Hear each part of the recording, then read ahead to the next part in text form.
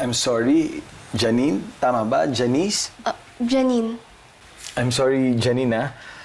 Pero ang ganda ng kwento mo. Pasok sa magpakailanman. Pero hindi ako yung hinahanap mo eh.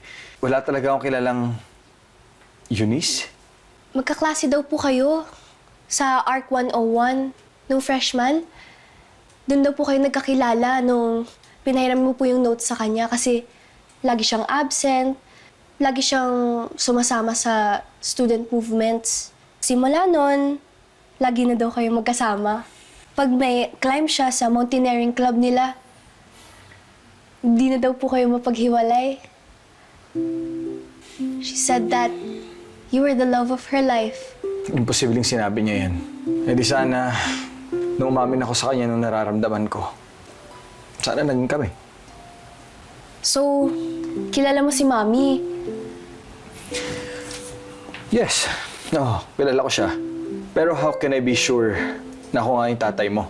Kagaya ng sinabi mo, di ba? Very outgoing si Eunice. Pero, she said that you were the love of her life. Pwede naman po tayong magpa-DNA test. Kung hindi match, edi okay, bye-bye. Nice meeting you. Alam mo naman na mahal magpa-DNA test, di ba? Mukhang mayaman naman po kayo eh. I mean, you should at least take a chance. Kesa naman, you'll be living the rest of your life thinking na, what if anak mo nga talaga ako? I mean, you only live once. Live it fully. Yan yung sabi ni Mama sa akin. So, dito gusto tumira. Kung ikaw nga yung anak ko, ilang taon ka na? 15. And yes, whether we like it or not, dito ako. At least, that's what the law says. Konsensya mo rin naman kung mapahamak ako if you send me away. Hindi ko nga maalagaan yung sarili ko eh.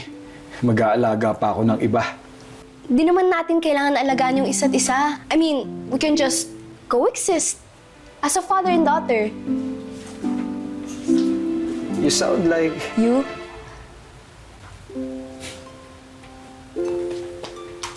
Nakakagulat naman, sir. May anak pala kayo? Eh, paano kung hindi lang yan isa? Paano kung marami sila? Oh, Ano ba akala mo sa akin, Yaya? Pakawala. yes, sir. Alam mo, Yaya, ganito lang ako, pero maingat ako, no? Kaya sure ako na isa lang yan at wala nang iba pang darating. Maingat. Pero, Wrong timing nga yung pagdating niya eh. Kung kailan pa... alam mo, sir, baka kamo, right timing. Eh, di ba? Baka yan yung sagot sa sinasabi ko na sino mag-aalaga sa'yo. Ngayon nalaman mo ang kondisyon mo. Ayaw nga niyang mag-alaga eh. Mag-coexist lang daw. Coexist?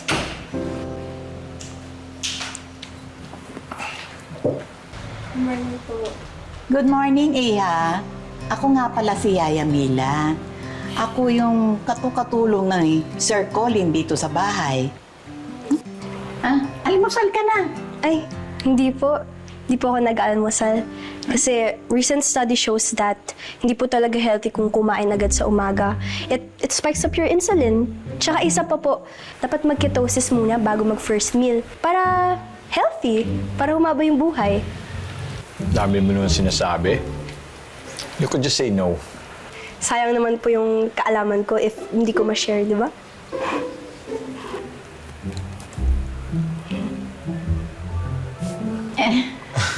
Tsaa. Pwede ka sa tsaa? Ay, Sige. Ay, nako okay lang. sige.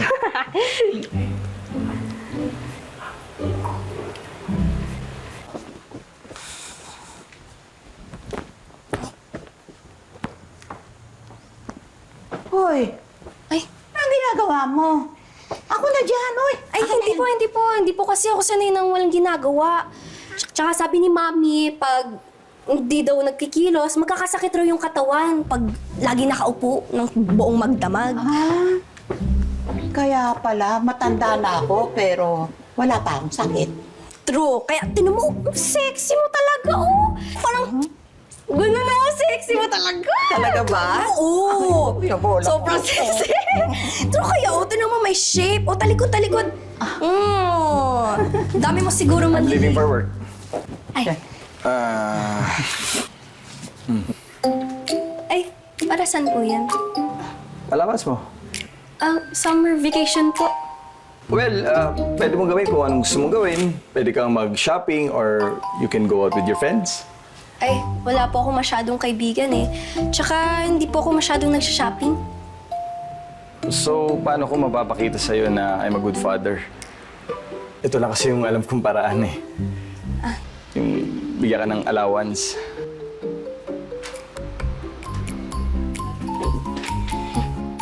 Salamat po, Dad. O, sige na. Mauna na ako, ha? Bye. Ingat, Dad. Ay, sorry. May mali po ba sa sinabi ko? Wala. Hindi lang ako sanay. Sige, alis na ako. Ingat din kayo.